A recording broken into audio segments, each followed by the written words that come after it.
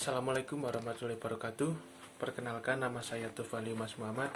Di sini saya akan sedikit menjelaskan tentang penerapan metode pemberdayaan dalam penyuluhan pertanian.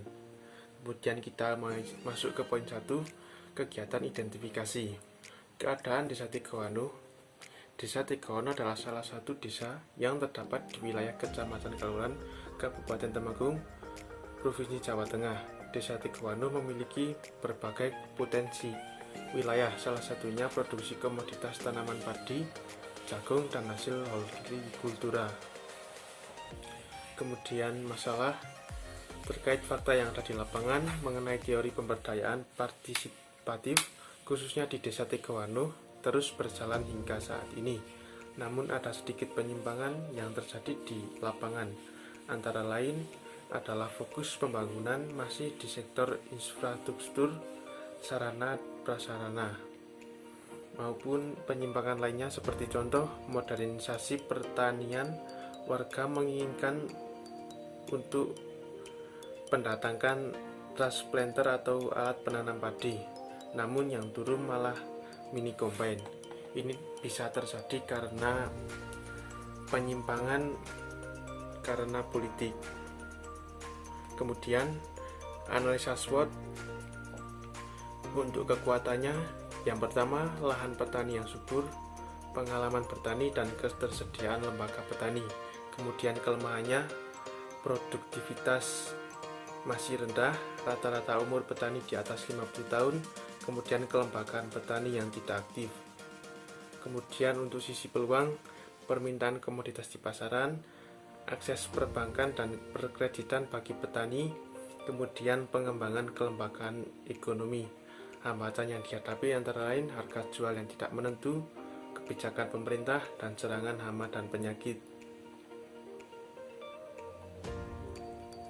Kemudian kegiatan penguatan atau pelatihan antara lain, yang pertama ada sekolah lapang. Sekolah lapang yang telah dipraktekkan di Desa Tigawanu merupakan sekolah lapang Jarwo, yaitu penanaman padi Jasar Legowo menggunakan lahan salah satu petani, dan sekolah lapang ini disambut animo yang baik dari masyarakat. Kemudian yang kedua ada pelatihan silase dengan alur sebagai berikut.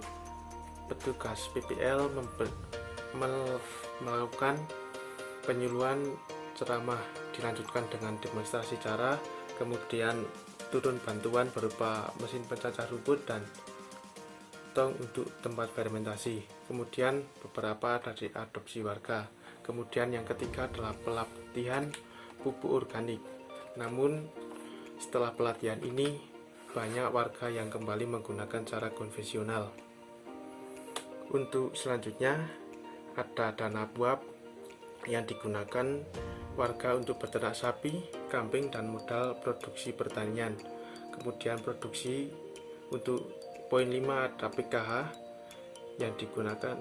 Adapun beberapa kegiatan pelatihannya adalah produksi pisang aroma, ceripik pisang, geri-geriuk atau ikan goreng, dan budidaya jahe merah. Kemudian kegiatan pelaksana hasil pelatihan ada beberapa yang masih berjalan hingga saat ini. Yang pertama sekolah lapang, tingkat adopsi warga hingga saat ini ada 52%. Kemudian penyuluhan rutin, pembuatan silase, dan pembuatan ganda silbe. Kemudian dari sisi PKH, program yang masih berjalan adalah ikan asin dan budidaya jahe merah. Kemudian kegiatan pendampingan dan pemandirian. Sebelum adanya pandemi COVID-19, kegiatan pendampingan dilakukan oleh BPL untuk mendampingi petani dalam menjalankan tugas dan program dari pemerintah seperti pembuatan silase, pembuatan pupuk organik, maupun budidaya tanaman pangan dan hortikultura lainnya. Sedangkan pendampingan lain dilakukan oleh dinas terkait. Kemudian kita masuk ke poin evaluasi dan pemberdayaan. Desa Tigawanu selama 5 tahun terakhir kesejahteraan cenderung meningkat, perputaran ekonomi semakin cepat, sarana infrastruktur semakin memadai, mempermudah akses warga dalam menggerakkan roda perekonomiannya.